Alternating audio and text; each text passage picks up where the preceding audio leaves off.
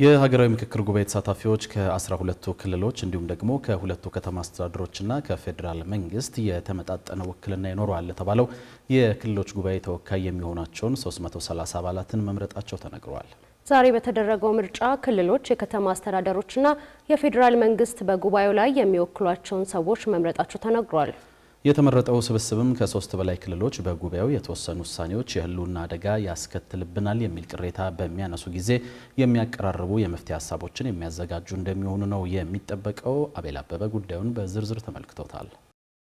የኢትዮጵያ ሀገራዊ ምክክር ጉባኤ በ17ኛ ቀኑ 250 ሰዎችን የያዙ 16 ቡድኖች ሲያደርጉት የቆዩትን የ2 ቀናት ምክክር አጠናቆ 500 ሰዎችን የሚይዙ 8 ቡድኖች በእነዚሁ አጀንዳዎች ላይ ለመግባባት ወደሚመክሩበት ምዕራፍ መሻገሩን አሳውቋል። እያንዳንዳቸው 50 ሰው የያዙ 5 ቡድኖች ባለፉት 2 ቀናት 250 ሆነው ከተሰባሰቡ በኋላ በመጀመሪያው ቀን ከ5ቱም ቡድኖች የቀረቡ አማራጭ ሀሳቦችን አድምጠው ነበር። ከዚያ በማስከተል ደግሞ የ5ቱንም ቡድኖች ሀሳብ የሚያቀናጁና ወደ አቀራራቢ አማራጭ የሚያመጡ 25 ሰዎች ከየቡድኑ ከተመረጡ በኋላ ይህንኑ ስራ ሰርተው ለ250 የቡድን አባላት አቅርበውም ነበር። እነዚህ 25 ሰዎች ያቀናጁትን ሀሳብ ለቤቱ ሲያቀርቡም ሀሳባችን አልተካተተም፣ አቋማችን በአግባቡ በተደራጀው ሰነድ ላይ አልተንጸባረቀም ያሉ ተመካካሪዎች ሀሳብ ከሰጡ በኋላ 25ቱም ተመራጮች አስተያየቶቹን በመቀበል በድጋሚ ሀሳቦቹን የማቀናጀት ስራ ሰርተው ስለማቅረባቸው ነው የተነገረው። ይህ ሂደት የልዩነት ሀሳቦችን ጭምር በመያዝ ወደ ቀጣይ ምዕራፍ የተሻገረ ሲሆን በቀጣይ 500 ሆነው የሚመክሩት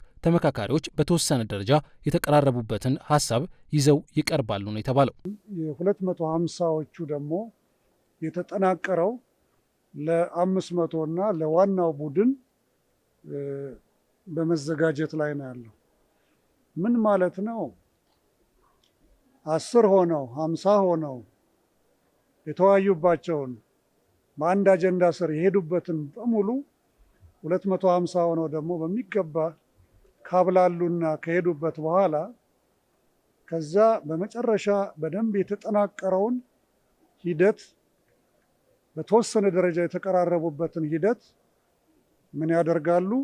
ለ500 ጉባኤያቸው ያቀርባሉ ማለት ነው። ይህንን ነው እንግዲህ ሲሰሩ የነበረው። የሀገራዊ ጉባኤው ወደ ቀጣዩ ምዕራፍ ከመሻገሩ በፊት 250 ሰዎችን በያዙ ቡድኖች ውስጥ ሲመክሩ የቆዩት ተመካካሪዎች የተጠናቀረው አጀንዳ ሀሳባቸውን በአግባቡ ማካተቱን በማረጋገጥ ፊርማቸውን ያኖራሉ ነው የተባለው። ቀጣዩ የምክክር ምዕራፍ የሚጀመረውም ተመካካሪዎቹ በመጪው ሰኞ ሐምሌ 27 ንጋት ላይ ከሚያደርጉት የችግኝ ተከላ መርሃ ግብር በኋላ እንደሆነ ተነግሯል። በሚገባ በየቡድናቸው 16ቱን ቦታ ከቀረበ በኋላ የቀረቡት ቃለ ጉባኤዎች ትክክለኛው እነሱ የሰጧቸው ምላሾች፣ ሀሳቦች መሆናቸውን ቃለ ጉባኤውን አንብበው ሁላቸውም ይፈራረማሉ። ይሄ እንግዲህ ትክክለኛው ሰነድ መሆኑ ነው። ይሄ ወዴት ይወስዳቸዋል ካላችሁኝ፣ ወደ የሚቀጥለው ሰኞ ወደሚያደርጉት የትልቁ የጉባኤ ስብሰባዎቻቸው ማለት ነው።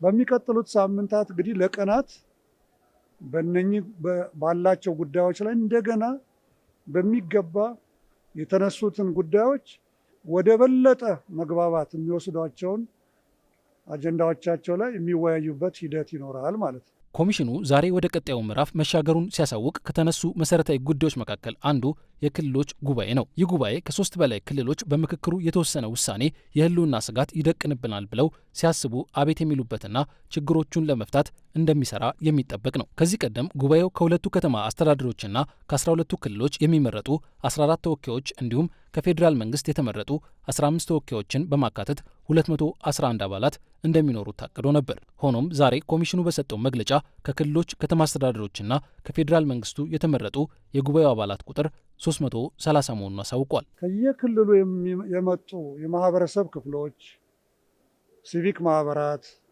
ወጣቶች፣ ሴቶች፣ የመንግስት አካላት፣ መምህራን እና የተለያዩ የማህበረሰብ ክፍሎች አካል ጉዳተኞችን ጨምሮ ወኪሎቻቸውን በተሰጣቸው ኮታ መሰረት ፖለቲካ ፓርቲዎችን ጨምሮ ሃይማኖት ተቋማትን ጨምሮ በተሰጣቸው ኮታ መሰረት አንደኛ በክልል ደረጃ፣ ሁለተኛ ደግሞ በፌዴራል ተቋማት ደረጃ እንዲመርጡ ማድረግ ነው። ይሄ የፌዴራል መንግስት ተወካዮችን እና የክልል መንግስታት ተወካዮችንም ያካተተ ነው የሚሆነው። በዚህ አሰራር መሰረት ወደ 330 የሚሆኑ ተወካዮች ይህንን ቡድን ዛሬ እንዲመርጡ ተደርገዋል። አዲስ ነገር ከአወያዮች ባገኘው መረጃ መሰረት እያንዳንዱ ክልል ከተማ አስተዳደርና የፌዴራል መንግስት ጭምር ለጉባኤው እኩል 22 አባላትን ማስመረጣቸውን ሰምተናል። ከዚህ ቀደም በ250 ሰዎች የተደራጁ ቡድኖች ወደ ምክክር ከመግባታቸው በፊት በስምንቱም አጀንዳዎች ላይ በቂ አካዳሚያዊ እውቀት ባላቸውና ስለ ጉዳዮቹ የተሻለ መረዳት ባላቸው ባለሙያዎች ለተመካካሪዎች ገለጻ መደረጉ አይዘነጋም። ይህ አይነቱ መሰል ገለጻ 500 ሰው ይዘው የሚደራጁት ቡድኖች ውይይት ከማድረጋቸው በፊት ይደረጋል ያሉት ዋና ኮሚሽነር መስፍን አርአያ ገለጻው የተወያዮችን ውሳኔ የሚጫን አይሆንም ብለዋል። በዚህ ሙያ ከፍተኛ የሆኑ ኤክስፐርቶች አቋም በሚያስቀይር ወይም በሚያስቀይስ አቅጣጫ ሳይሆን ትክክለኛውን የእውቀት ግብዓት እንዲያገኙ ይደረጋል። ይሄ ደግሞ የሚደረገው በራሳቸውም በተሰብሳቢዎችም ጥያቄ መሰረት ነው።